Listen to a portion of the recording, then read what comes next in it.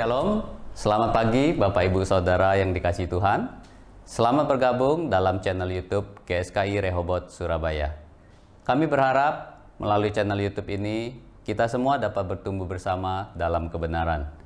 Misi kami adalah menjadi gereja yang berfungsi sebagai sekolah Alkitab yang mengajarkan kebenaran yang murni. Oleh sebab itu, kiranya semua konten yang ada di dalam channel ini dapat menuntun langkah-langkah hidup kita untuk selalu berkenan kepada Tuhan. Untuk itu, jangan lupa mensubscribe channel YouTube kami dan tekan gambar loncengnya. Soli Deo Gloria, segala kemuliaan hanya bagi Allah. Selamat beribadah, Tuhan Yesus memberkati. Selamat pagi Bapak Ibu Saudara yang terkasih. Shalom. Shalom. Haleluya. Ya, kita percaya saat ini bahwa hanya kemurahan Tuhan saja kita boleh ada di tempat ini. Amin. Mari kita mau sama-sama beribadah kepada Tuhan. Kita datang di hadirat Tuhan. Kita mau angkat satu pujian. Aku hendak bersyukur padamu Tuhan. Haleluya Yesus.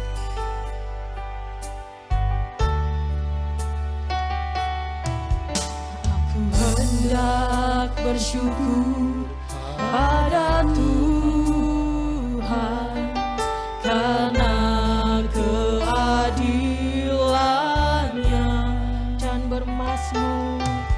dan bermazmur bagi nama Tuhan yang maha tinggi. Ya Tuhan, ya Tuhan, Tuhan kami, betapa mulianya namamu, namamu Tuhan kami, dimuliakan atas seluruh bumi.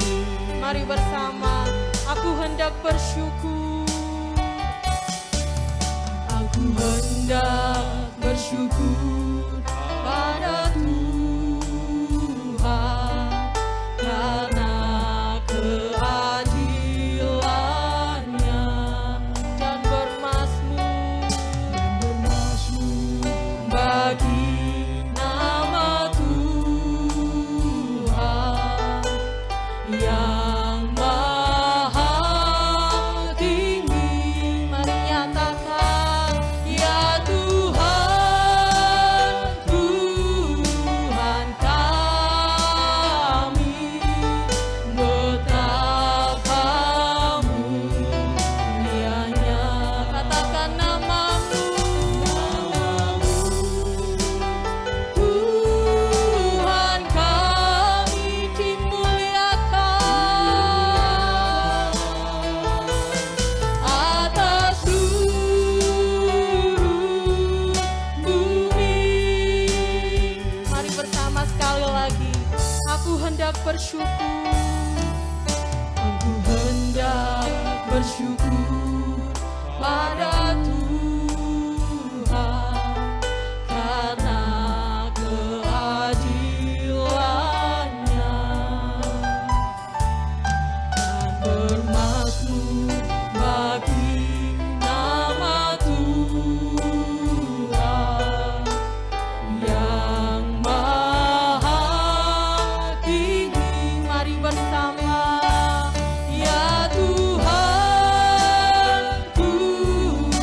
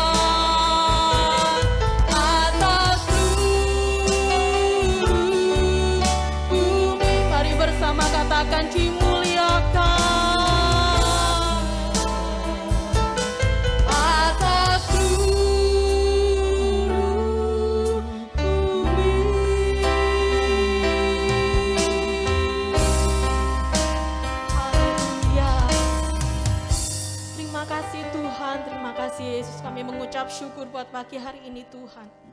Buat kesempatan yang Tuhan berikan buat kami saat ini Yesus. Kami boleh ada di tempat ini Tuhan semua karena kemurahan-Mu. Bapak saat ini mau berglori, kami mau berglori lebih lagi untuk kemuliaan nama-Mu. Di dalam nama Tuhan Yesus. Haleluya. Amin. Haleluya. Ada sukacita pada pagi hari ini. Amin. Kita percaya kita saat ini tempat ini kita mengucap syukur karena kemurahan Tuhan. Betapa kami bersyukur Bapa. Haleluya. Mari kita mau bersukacitanya untuk kemuliaan Tuhan. Mari bersama katakan betapa ku bersyukur. Betapa ku bersyukur atas segala berkat-Mu. Semua yang Kau berikan berguna bagiku Allahku.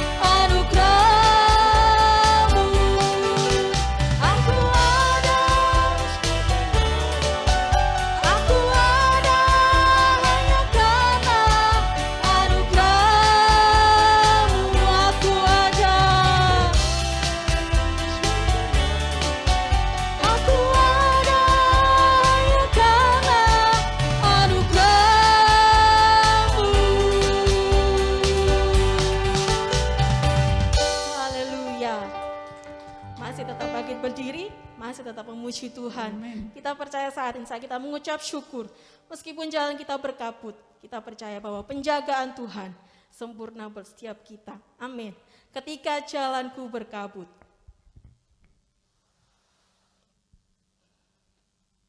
Haleluya.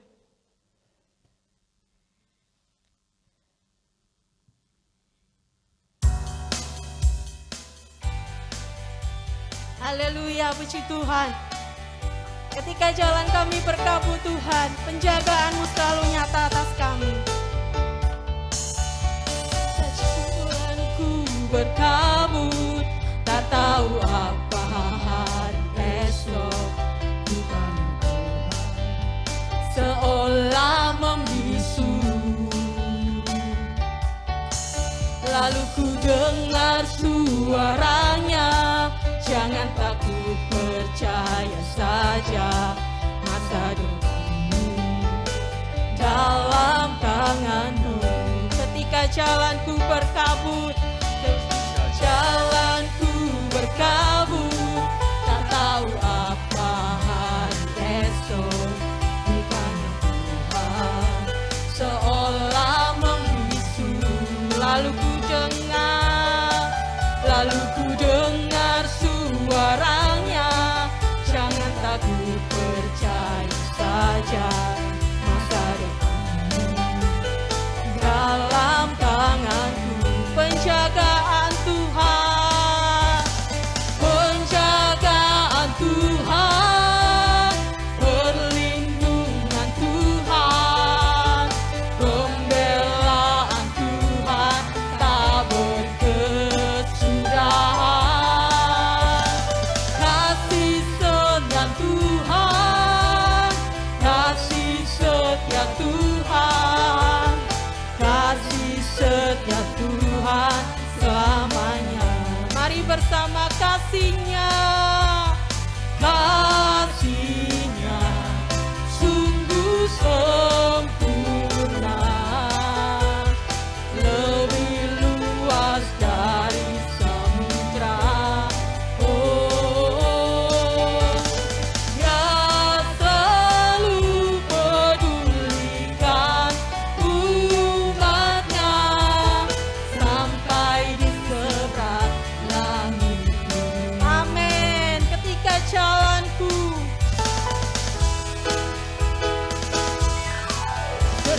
jalanku berkabut, tak tahu apa hari esok. Mutanya Tuhan seolah membisu. Lalu ku dengar suaranya, jangan takut, percaya saja, masa depanmu dalam tangan-Mu. Amin. Penjagaan Tuhan, penjagaan Tuhan, perlindungan Tuhan, pembelaan Tuhan tak berkesudahan. Kasih setia Tuhan, kasih setia Tuhan, kasih setia Tuhan selamanya. Mari bersama kasih-Nya, kasih-Nya sungguh sempurna, lebih luas dari samudra.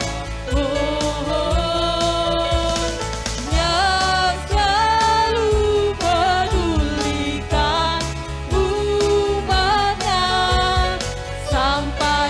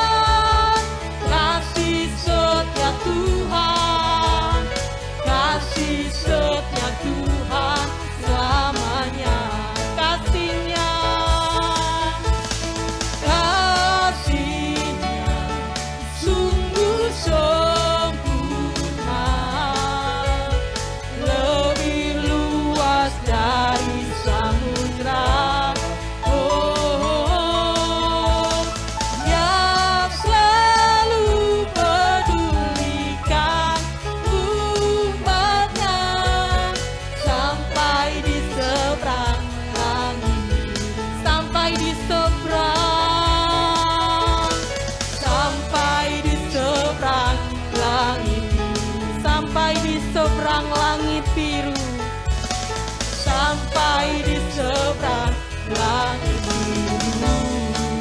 Haleluya, amin. Silakan duduk kembali. Amin. Kita akan bersama-sama untuk membacakan Iman Rasuli. Saya persilakan Iman Rasuli akan dipimpin oleh Bapak Tanto Wibowo.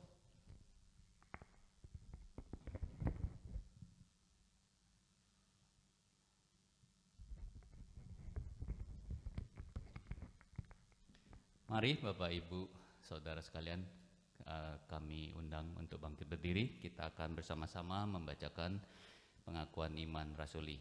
Saya akan memulainya dan Bapak Ibu mengulanginya.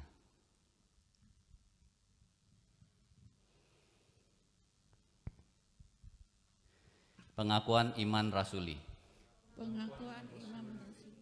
Aku percaya kepada Allah, Aku percaya kepada Allah, Bapa yang Maha Kuasa, Bapa yang Maha Kuasa, Khalik langit dan bumi, Kali langit dan bumi, dan kepada Yesus Kristus, dan kepada Yesus Kristus, Anaknya yang tunggal Tuhan kita, Anaknya yang tunggal Tuhan kita, yang dikandung dari Roh Kudus, yang dikandung dari Roh Kudus, lahir dari anak darah Maria, lahir dari anak darah Maria, yang menderita sengsara, yang menderita sengsara, di bawah pemerintahan Pontius Pilatus, di bawah pemerintahan Pontius Pilatus, disalibkan, mati, dan dikuburkan, disalibkan, mati, dan dikuburkan, turun ke dalam kerajaan maut.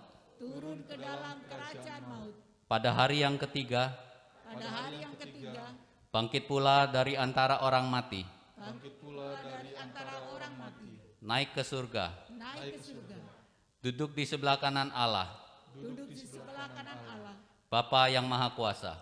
Bapa yang Maha Kuasa, Dan dari sana ia akan datang dan dari sana ia akan datang untuk menghakimi orang yang hidup dan yang mati. untuk menghakimi orang yang hidup dan yang mati. Aku percaya kepada Roh Kudus, Aku percaya kepada Roh Kudus, gereja yang kudus dan am, gereja yang kudus dan am, persekutuan orang kudus, persekutuan orang kudus, pengampunan dosa, pengampunan dosa, kebangkitan tubuh, kebangkitan tubuh, dan hidup yang kekal. dan hidup yang kekal. Amin. Silakan duduk kembali.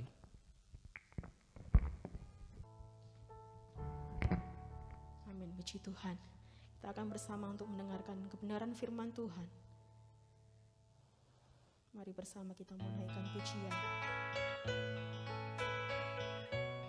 Tiba saatnya hari terakhir Tuhan. Haleluya, Yesus.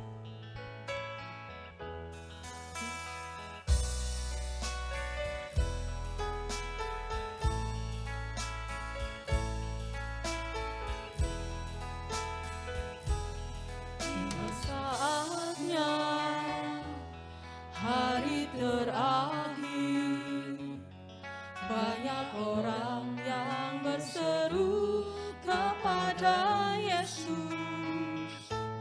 Mereka bernubuat dan mengusir setan, mengadakan mujizat demi namanya. Bukannya orang yang berseru Tuhan, Tuhan, yang kan masuk ke dalam kerajaan surga. Bukannya orang yang berseru Tuhan, Tuhan, melainkan yang menurut kehendaknya. Mari bersama. Tiba saatnya hari terakhir, banyak orang yang berseru kepada Yesus. Mereka bernubuat dan mengusir setan, mengadakan mujizat demi namanya.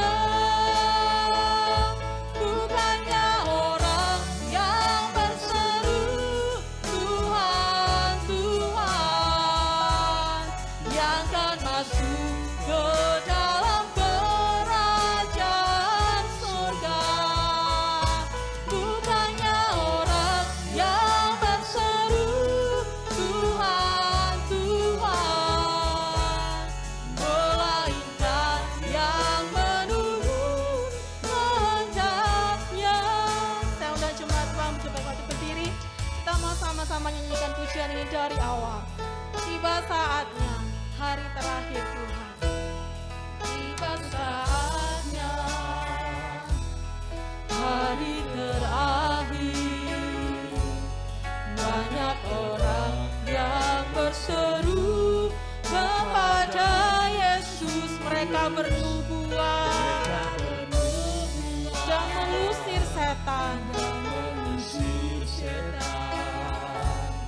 Mengadakan mujizat demi namanya. Bukannya orang yang berseru Tuhan, Tuhan, yang akan masuk ke dalam kerajaan sorga.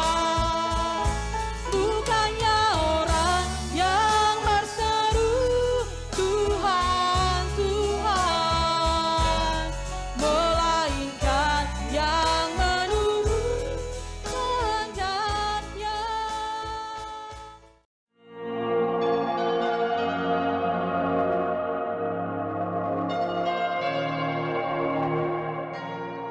Kita akan mulai ibadah kita dengan doa yang diajarkan oleh Tuhan kita Yesus Kristus. Avinu Sheba Shamayim, Yit Kadesh Shimcha, Tavo Malchutecha, Yaseh Retsoncha, Keba Shamayim, Ken Baaretz. Et lechem kukenu ten lanu hayom, uslah lanu al chataenu, kemo sesolechim gam anahnu lakuteim lanu. Ve'al tivenu lidei nisayon ki im chaletsenu min hara.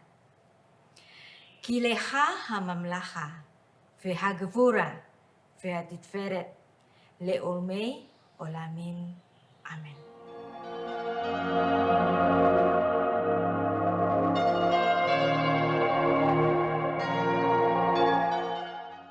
Shalom untuk seluruh jemaat GSKI Rehoboth Surabaya. Kali ini kita akan belajar tentang firman Allah sekaligus juga memahami Tuhan Yesus dalam konteks keyahudiannya. Hai Ibu, besar imanmu. Isya rabah emunatech, yang diambil dari Matius 5 ayat 28. Dan sekaligus kita akan belajar mengenai satu pembelajaran yang sangat luar biasa dari Tuhan kita mengenai berkat kepada anjing atau kunarion blessing. Apakah ada di antara kita yang bernama Kaleb di sini? Nah, apabila Anda bernama Kaleb, orang tua Anda memberikan nama Anda dengan sangat indah sekali. Karena kal itu sama dengan kol, artinya sepenuh. Kemudian lev artinya hati. Jadi Kaleb adalah orang yang setia, yang memberikan hatinya secara keseluruhan dan melakukan apapun dengan kepenuhan hatinya. Nah, kata Kaleb ini dikenakan pada satu binatang yang sangat setia, yang sangat lembut hatinya, yaitu anjing. Jadi kata Kaleb yang bermakna sangat indah ini dikenakan pada satu binatang yang memiliki kesetiaan yang luar biasa kepada tuannya. Dan kita akan juga belajar mengenai banyak hal yang memicu kita untuk bertanya tentang banyak hal. Nah, ini seperti yang diucapkan oleh salah satu pengajar yang luar biasa dari GSKI, yaitu Bapak Ruli Simorangkir, yang menyatakan driven by a deeper why. Nah, apabila kita memiliki satu sikap hati yang driven by a deeper why. Nah, ini berasal dari keingintahuan akan Alkitab, keingintahuan terhadap kehendak dari Bapa kita, dan ingin menggali lebih banyak tentang Alkitab kita. Mari kita bersama-sama memicu hati kita yang driven by a deeper why. Kita semua tahu bahwa Tuhan kita adalah seorang yang berhati sangat lembut. Saya akan membacakan satu ayat yang begitu indah dan kita semua tahu tentang ayat ini, yaitu Matius 11 ayat 27. 8 sampai 29. Marilah kepadaku, semua yang letih lesu dan berbeban berat. Aku akan memberikan kelegaan kepadamu. Pikulah kuk yang kupasang dan belajarlah kepadaku, karena aku lemah lembut dan rendah hati, dan jiwamu akan mendapat ketenangan. Perhatikan di sini. Tuhan kita Yesus Kristus berhati yang sangat lemah lembut dan dia sangat rendah hati. Tapi kita akan sangat heran sekali pada satu keadaan yang dimana kita diperhadapkan pada keadaan bahwa ternyata Tuhan Yesus itu pernah rasis dan kasar. Nah, ini tentu sangat bertolak belakang dengan apa yang dituliskan dalam Matius 11 ayat 28 sampai 29 tadi, bukan? Nah, ada suatu saat yang dimana Tuhan Yesus itu terlihat sangat rasis. Dan kita pun demikian. Semua orang di dunia itu memiliki sifat rasis. Entah dia orang Jawa, entah dia orang Sunda, atau yang lainnya. Kita sering ngata-ngatain, Jawa lu, Batak lu, Ambon lu, Cina lu. Nah, kita semuanya memiliki sifat rasis seperti ini. Dan sifat ini pun ada di Alkitab kita. Dan kita menjadi bertanya-tanya. Dan itu membuat saya menjadi driven by a deeper why. Bagaimana mungkin Tuhan kita yang sangat lemah lembut itu bisa berkata kasar bahkan rasis. Dan itu ditulis dalam Matius 15 ayat 21 sampai 28 yang diberi judul perikopnya Perempuan Kanaan yang Percaya. Kisah yang sama ditulis oleh Markus. Ditulis dalam Markus 7 ayat 24 sampai 29. Yang dimana diberi judul yang lebih lengkap yaitu Perempuan Sirofenisia yang Percaya. Nah, di situ kita terheran-heran. Bagaimana mungkin Tuhan kita yang katanya lemah lembut, rendah hati, bisa berkata kasar bahkan sangat rasis. Dan perempuan itu sangat persuasif sekali. Dan dia menyatakan, namun anjing itu makan dari remah-remah yang jatuh dari meja tuannya. Dan ini membuat hati Tuhan kita menjadi terenyuh. Yang tadinya rasis menjadi sangat terenyuh. Benarkah demikian? Benarkah Tuhan kita memiliki satu sikap yang rasis? Ataukah isu rasis itu sedang dipakai oleh Tuhan kita Yesus Kristus untuk menghajar atau mengajar kepada kita yang memiliki sifat rasis ini? Nah, kita akan membaca ayatnya secara lengkap dalam Matius pasal 7 ayat 24 sampai 29. Judul perikopnya, Perempuan Sirofenisia yang Percaya. Ayat 24. Lalu Yesus berangkat dari situ dan pergi ke daerah Tirus. Ia masuk ke sebuah rumah dan tidak mau bahwa ada orang yang mengetahuinya. Tetapi kedatangannya tidak dapat dirahasiakan. Malah seorang ibu yang anaknya perempuan kerasukan roh jahat segera mendengar tentang dia. Lalu datang dan tersungkur di depan kakinya. Perempuan itu seorang Yunani bangsa Sirofenisia. Ia memohon kepada Yesus untuk mengusir setan dari anaknya. Nah, ini menarik sekali. Markus secara jelas menambahkan keterangan yang lebih lengkap bahwa perempuan ini adalah seorang Yunani bangsa Sirofenisia, yang artinya di sini kemungkinan dia bukan seorang Yahudi karena dia seorang asing. Nah, kata Sirofenisia di sini adalah sebutan yang dikenakan pada perempuan itu. Nah, Fenisia adalah bagian dari Syria, sebuah provinsi dari Kekaisaran Roma yang bisa jadi itu menimbulkan istilah Sirofenisia, yaitu gabungan dari Syria dan Fenisia. Tirus dan Sidon adalah kota-kota di Fenisia, dan itu merupakan bagian yang saat itu kemungkinan dikunjungi oleh Tuhan kita Yesus Kristus, yang letaknya itu kemungkinan di pinggiran pantai di antara Galilea dan pesisir pantai di situ.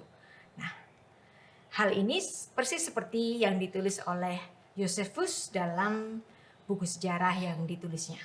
Dan yang menarik di sini, kita jadi bertanya, kira-kira Tuhan Yesus bicara pada perempuan itu apakah dengan bahasa Ibrani?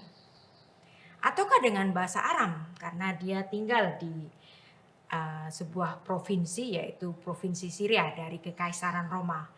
Tapi kemungkinan juga karena dia seorang Yunani, Siro-Fenisia, mungkin Tuhan Yesus mengajak dia untuk berbicara di dalam bahasa Yunani. Nah, ini penting bagi kita untuk memahami latar belakang budaya yang terjadi kala itu, dan apabila Anda punya waktu, akan sangat bagus sekali jika kita membacanya di dalam bahasa asli, naskah-naskahnya, untuk dapat menggali lebih dalam apa isi cerita dari kisah yang dituliskan dalam Alkitab ini. Nah, ayat 27 ini sangat menarik yang menulis demikian. Lalu Yesus berkata kepadanya, biarlah anak-anak kenyang dahulu, sebab tidak patut roti yang disediakan bagi anak-anak dan melemparkannya kepada anjing. Nah, jadi di sini ada dua kontras antara anak-anak yang kita membacanya sebagai simbol bagi orang-orang Israel atau orang-orang Yahudi, dan kemudian ada anjing.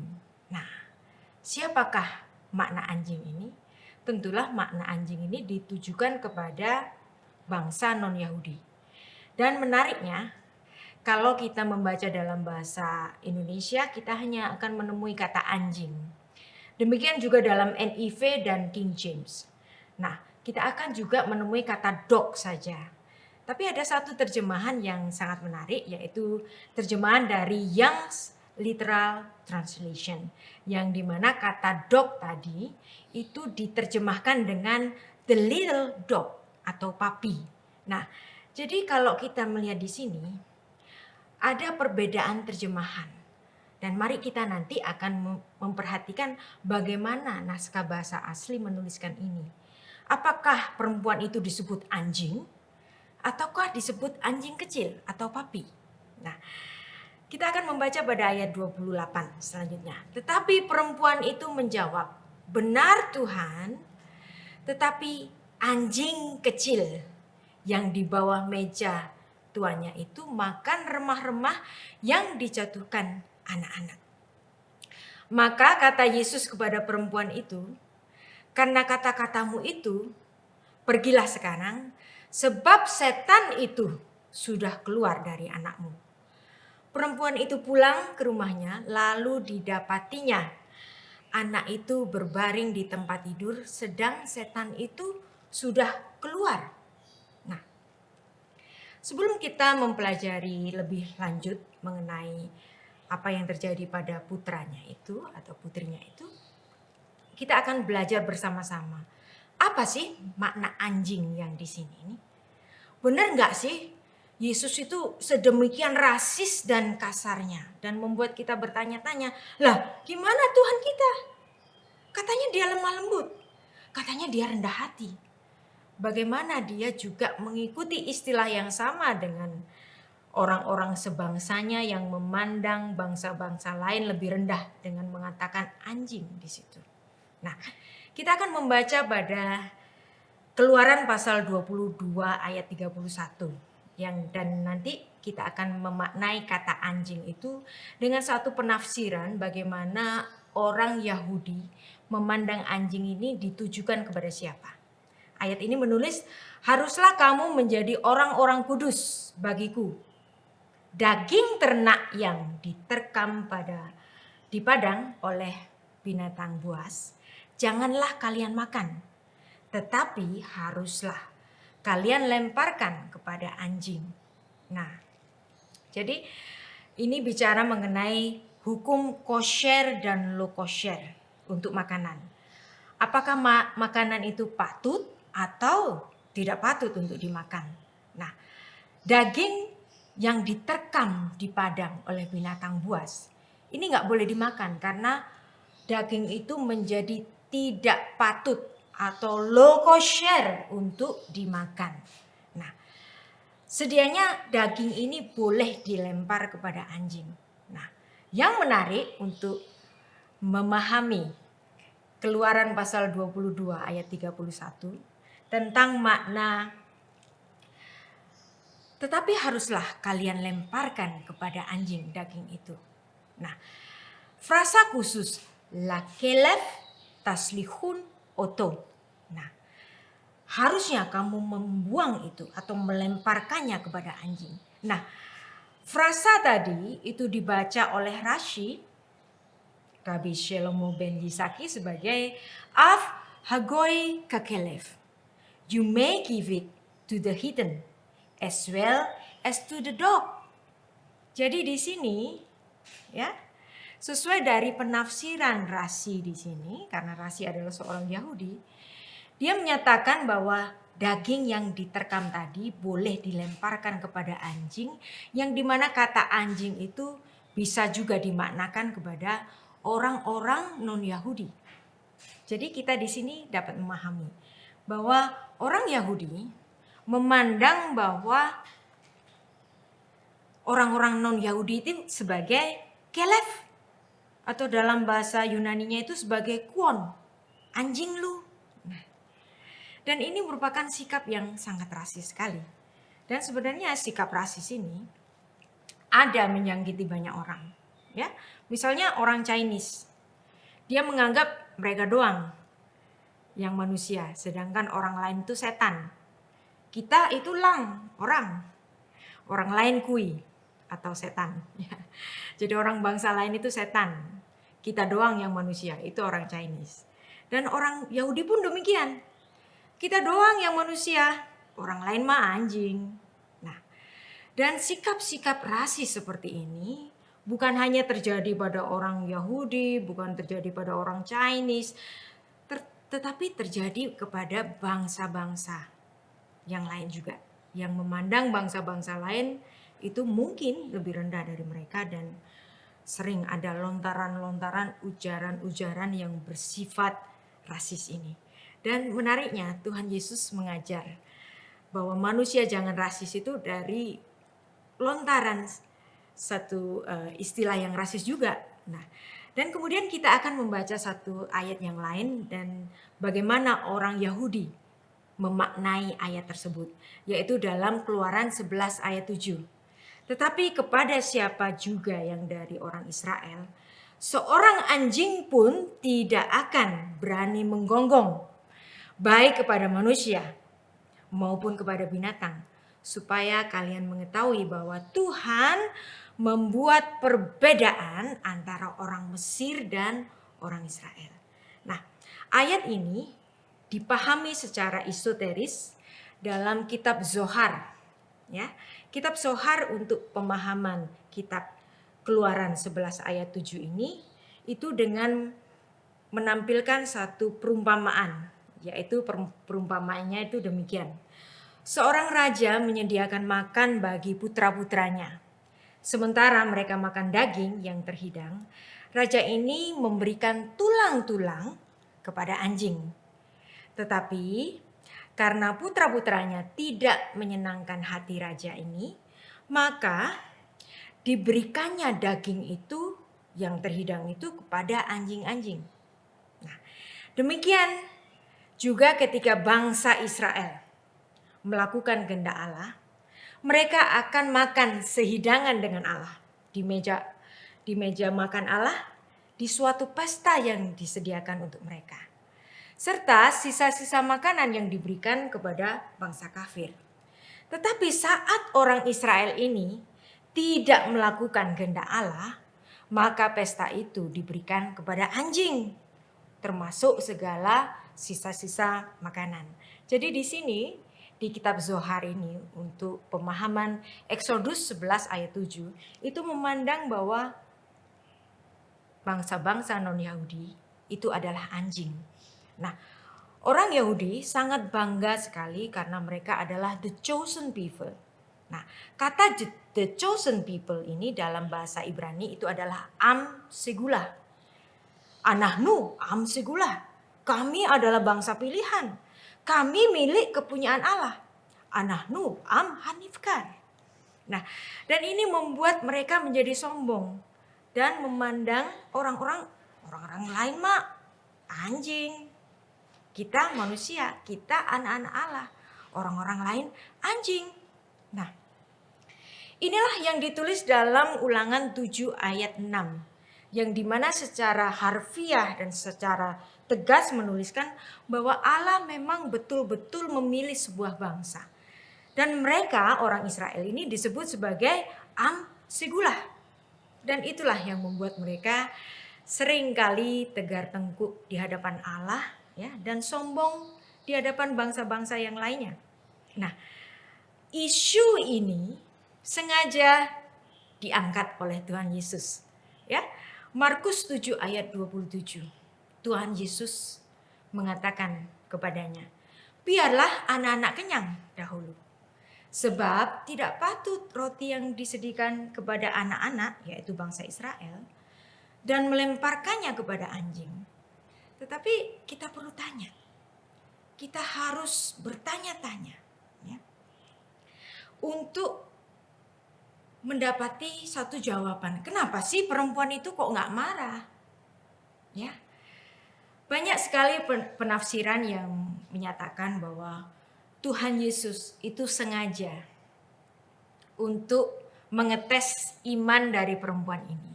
Dan perempuan ini lulus. Karena udah dikata-katain anjing tapi dia tetap berharap. Tapi buat saya kalau melihat ini, bukankah Tuhan itu maha tahu? Dia tahu dong kalau perempuan ini nggak tersinggungan. Dia tentu tahu kapasitas dari perempuan ini. Tapi kenapa juga sih tetap keluar dari mulut Yesus yang mengatakan bahwa perempuan ini adalah anjing? Nah, inilah pentingnya kita harus membaca ini dengan konteks sejarah juga bagaimana Alkitab bahasa asli menulisnya. Markus dengan jelas menuliskan bahwa perempuan ini adalah seorang Yunani, seorang Siro-Fenisia, ya. Dan Yesus kemungkinan bicara dengan dia dengan bahasa Yunani. Dan apabila kita membaca ayat ini dalam bahasa Yunani, kata anjing tadi Tuhan Yesus tidak mengatakan dengan kata kuon atau anjing besar, tetapi Yesus menggunakan bentuk diminutif dari kata kuon ini, yaitu menyebutnya dengan tois kunariois. Jadi bentuk absolut dari kata anjing itu adalah kuon. Nah, bentuk diminutifnya itu adalah kunarion. Nah, si perempuan ini dia hidup di antara orang-orang Yahudi. Dia tentu saja biasa dianjing-anjingin sama orang Yahudi, biasa itu mah. Tapi ketika dia bertemu dengan Tuhan Yesus menyebutnya dengan anjing kecil atau papi, kunarion. Nah, ini adalah sesuatu yang asing bagi perempuan itu. Sehingga dia melihat atau mendengar satu ucapan yang lebih manis daripada ujaran kebencian yang biasa dia terima. Dia biasanya kan dianjing-anjingin sama orang Yahudi. Tapi ini ada orang Yahudi yang menyatakan kepada perempuan ini dan memanggilnya dengan kunarion. Nah, ini sangat menarik sekali. Sehingga perempuan itu dengan kecerdasannya dia langsung dapat membaca. Di situ Tuhan Yesus bicara tentang anak-anak. Yang dimana anak-anak inilah yang perlu diberi roti lebih dahulu. Dan roti ini gak layak diberikan kepada papi, kepada anjing kecil itu.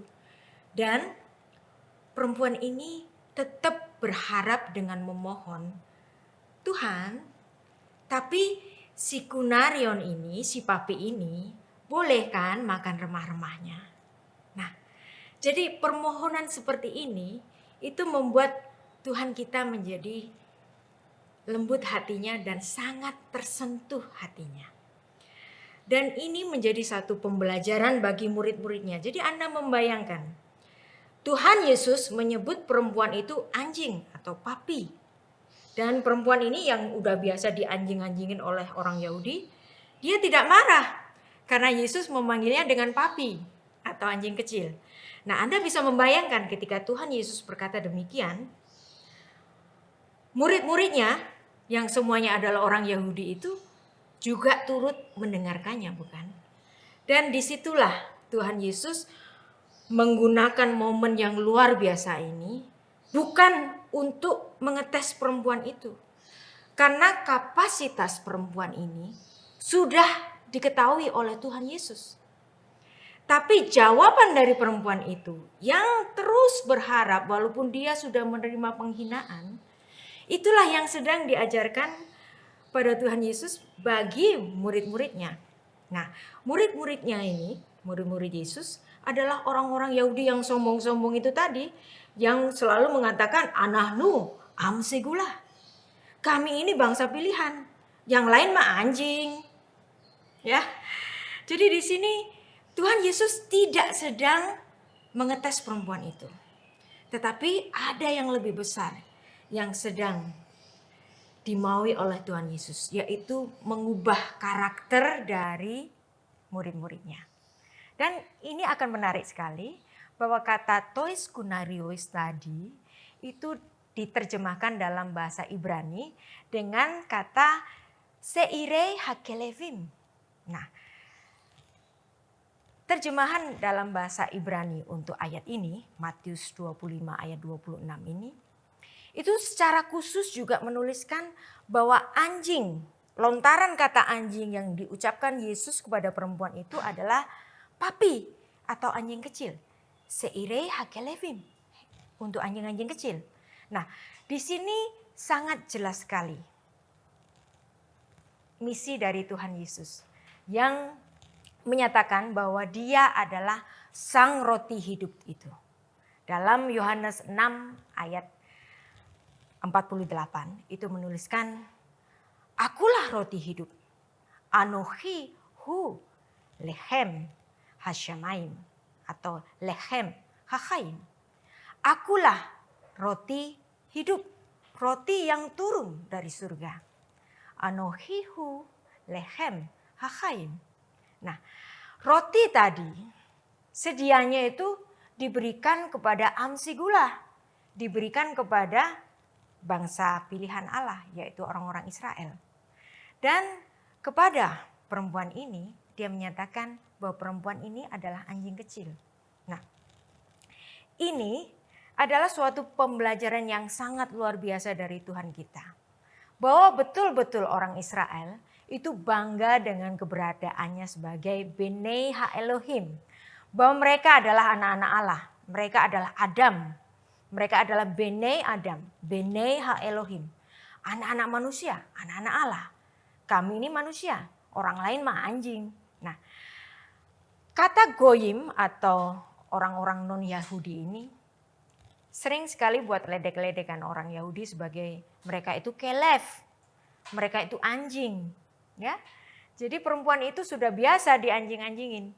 Tetapi dalam kesempatan ini Tuhan Yesus menggunakan bahasa yang lebih halus dari sekedar bicara kuon. Dia menyebut perempuan itu dengan kunarion. Nah, karena perempuan ini sangat cerdas, maka dia meminta satu bagian kecil dari roti itu. Biarlah aku, sang anjing kecil ini Tuhan, biarlah aku memakan remah-remah darinya. Nah, ini menarik sekali dalam bahasa Yunani itu memiliki bentuk absolut dan bentuk diminutif. Misalnya kalau kata kuon, bentuk diminutifnya itu adalah kunarion. Misalnya ada kata petra, ya, batu besar. Nah, batu kecil apa artinya? Atau pebble atau kerikil. Nah, itu disebut dengan petra daki. Kemudian buku bentuk absolut, biblos. Nah, kemudian bentuk diminutifnya apa?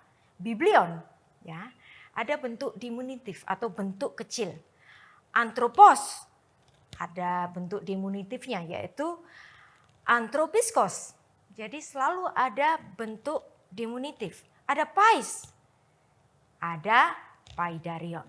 Nah, demikian juga kuon, anjing besar atau bentuk diminutifnya itu adalah kunarion yang digunakan oleh Tuhan Yesus. Dan kita dapat mengeceknya pada leksikon Yunani bahwa kuon itu bentuk untuk menyebut anjing dan kunarion adalah little dog atau papi, kunarion. Nah, kunarion itu adalah anjing-anjing kecil yang biasanya menemani anak-anak di dalam suatu rumah tangga dan dia adalah anjing-anjing kecil yang diperbolehkan masuk ke rumah tuanya. Nah, saya ingin bercerita satu pengalaman bahwa memang anjing itu sangat layak untuk disebut sebagai kalef atau kolef ya, sepenuh hati. Saya pernah memiliki anjing yang sangat setia dan anjing itu adalah sepasang jantan dan betina. Yang betina bernama Chloe, yang jantan bernama Romy. Nah, saya selalu berjalan-jalan dengan Chloe dan Romy ini setiap jam 4 pagi. Nah, ada suatu saat si Chloe ini, dia yang betina, itu sakit pendarahan dan dia sakit kanker kandungan. Jadi anjing itu penyakitnya itu mirip dengan manusia. Jadi dia sakit kanker kandungan yang dimana kandungannya itu harus diangkat. Nah, setelah melalui pembedahan dan melalui pemulihan selama 10 hari di rumah sakit hewan, nah ternyata dia tidak tahan lagi dan akhirnya dia mati.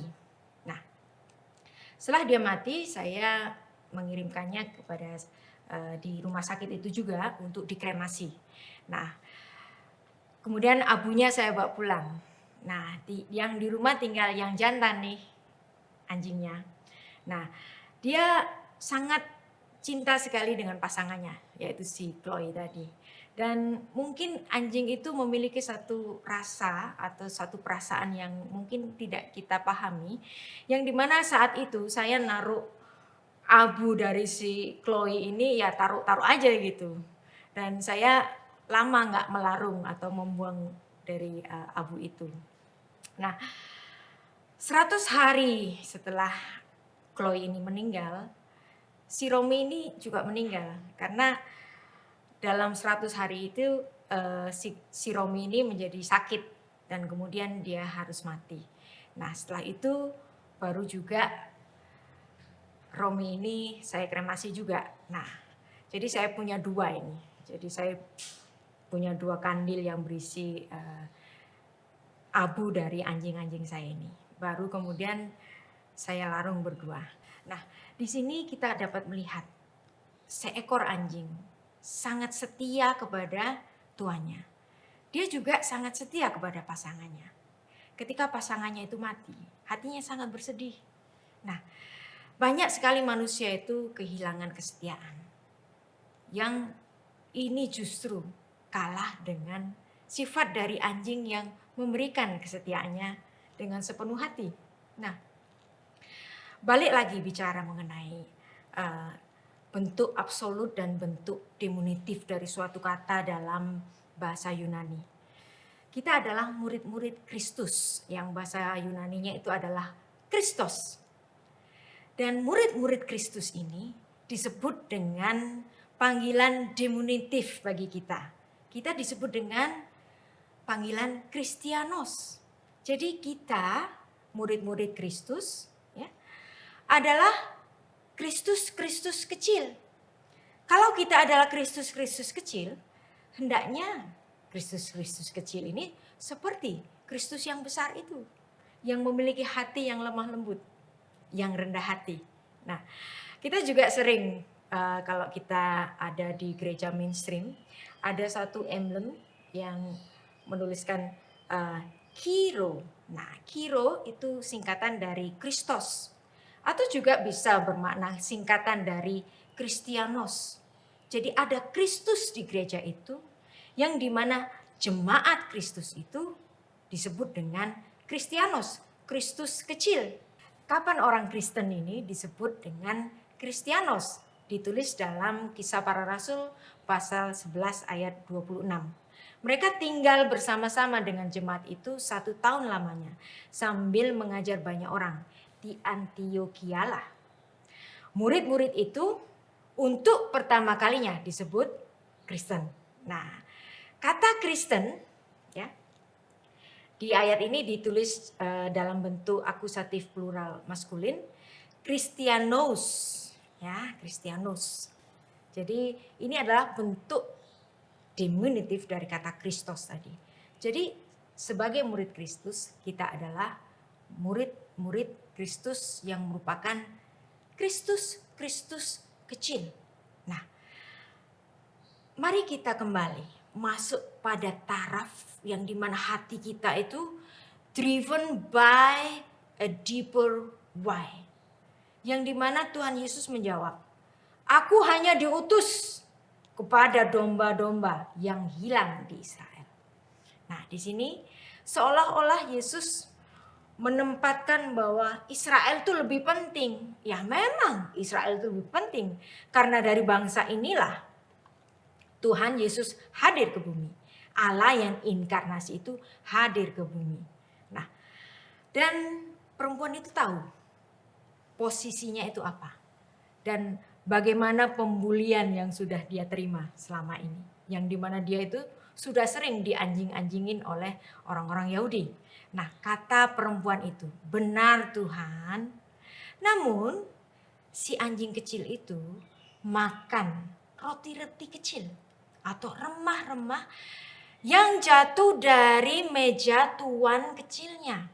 Jadi di sini, si perempuan ini menggunakan bentuk diminutif untuk berargumentasi dengan Tuhan. Tuhan Yesus menempatkan bangsa Israel sebagai anak-anak kecil, anak-anak Allah. Tapi aku ini anjing kecil yang cukup memakan remah-remah kecil dari roti darimu itu Tuhan. Nah, kalau kita sudah memahami ini, kita dapat menggali suatu jawaban yang luar biasa terhadap satu kenyataan yang ada. Bahwa perempuan Kanaan ini, atau yang lebih jelas disebut sebagai perempuan Yunani, Syro-Fenisia seperti yang ditulis dalam Markus 7 ayat 26, bahwa dia tidak membela dirinya ataupun tersinggung ketika dia disebut sebagai kunarion. Aku ini anjing kecil. Tuhan baik ya. Tuhan Yesus baik ya. Aku gak dianjing-anjingin, tapi aku disebut dengan papi.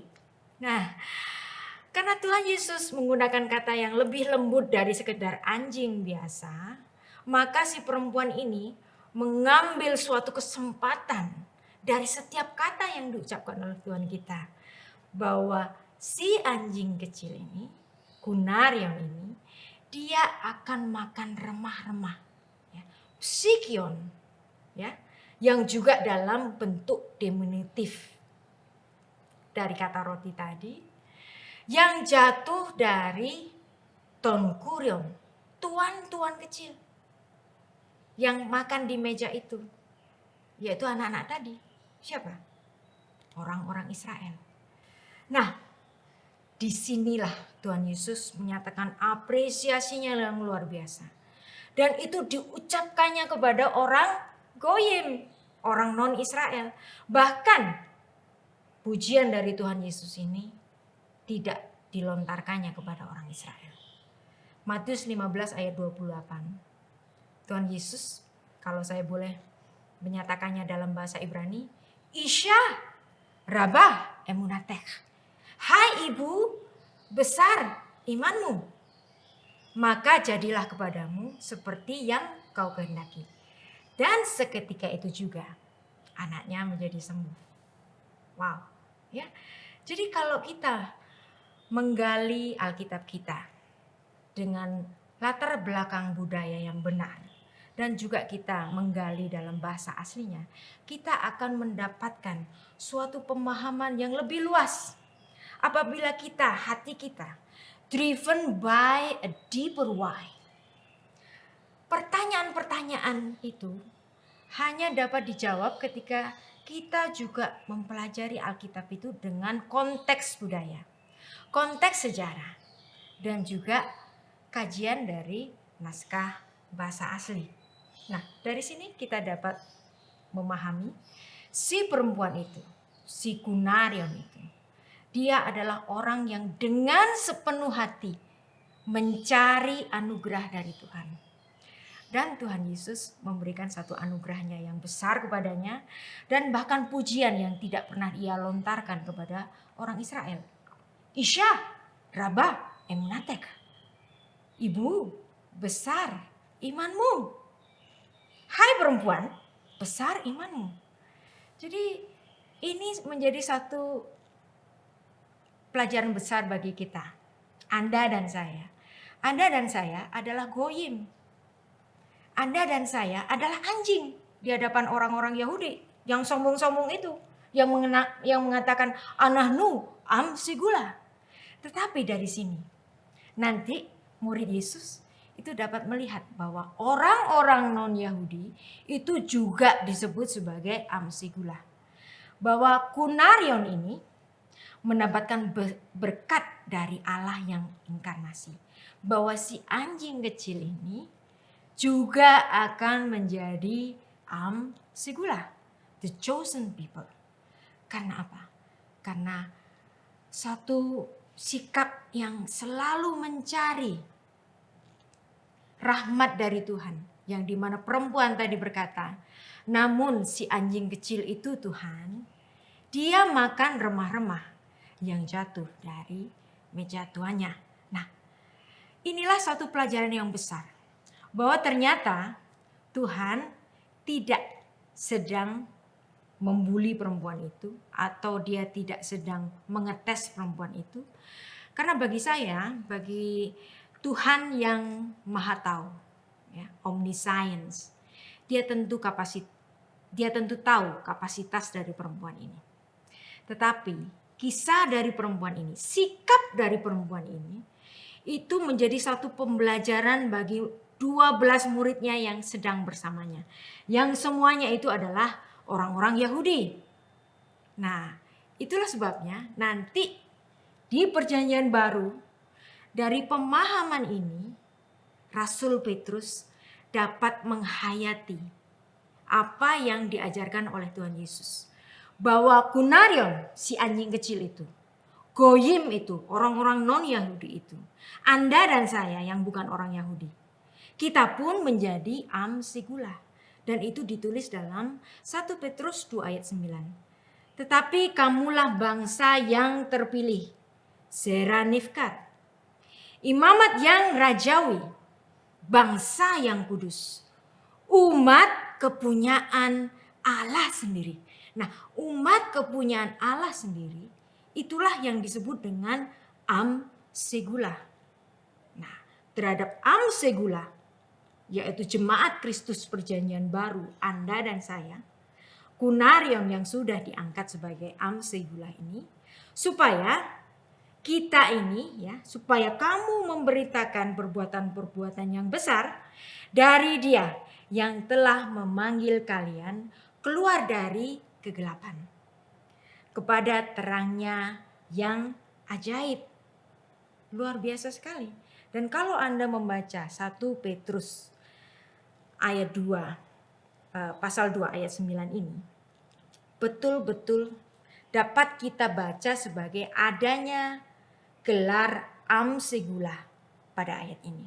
Dan itu bisa kita dapatkan pada terjemahan dalam bahasa Ibrani untuk 1 Petrus 2 ayat 9. Yang dimana jemaat Kristus, jemaat Perjanjian Baru yang berisi dari segala bangsa di dunia sesuai dari amanat dari Tuhan Yesus Kristus yang dituliskan dalam Matius 28 ayat 19 untuk menjadikan bangsa-bangsa di dunia ini sebagai murid Kristus, ya. Dan kita pun disebut sebagai Zera Nifkat, ya. Benih atau keturunan yang terpilih. Dan kita menjadi umat kesayangannya. Kita menjadi am sigula. Ya, jadi inilah suatu pembelajaran yang sangat luar biasa dari apa yang kita pelajari hari ini, yang berasal dari suatu kemauan untuk menggali Alkitab kita yang berasal dari suatu sikap yang sudah driven by a deeper why. Yang kadang-kadang kita tidak mengerti kenapa sih bisa terlontar kata-kata rasis dari mulut Tuhan Yesus. Tapi ternyata tidak. Ada pelajaran besar dari ayat-ayat yang telah kita baca tadi. Bahwa Tuhan sedang mengajarkan bahwa berkatnya pun itu juga dia berikan kepada bangsa-bangsa, orang-orang non-Yahudi. Perempuan itu bukan orang Yahudi, dia seorang non-Yahudi. Dia seorang anjing.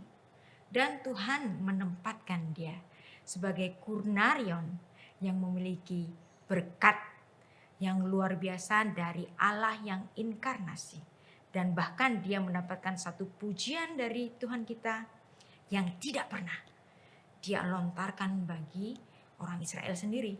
Yaitu Isyah Rabah Emunatek.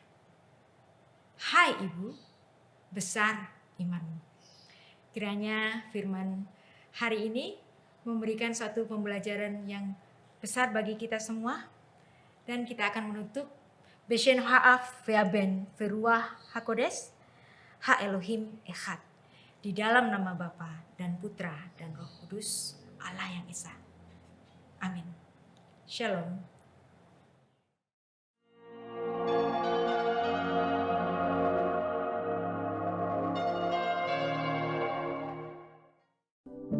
Mari kita tundukkan kepala. Saya percaya pagi ini kita telah diberkati oleh kebenaran firman Tuhan yang telah kita dengar. Sebelum kita berpisah satu dengan lain, saya mengajak Bapak Ibu kita bangkit berdiri. Mari kita angkat tangan kita. Terimalah segala berkat, kasih anugerah dari Allah Bapa, cinta kasih dari Tuhan kita Yesus Kristus dalam persekutuan Roh Kudus. Ia akan menyertai kita semua mulai saat ini sampai Maranatha. Tuhan Yesus datang yang kedua kali menjemput kita semua masuk dalam kemuliaannya. Amin. Amin. Tuhan Yesus memberkati.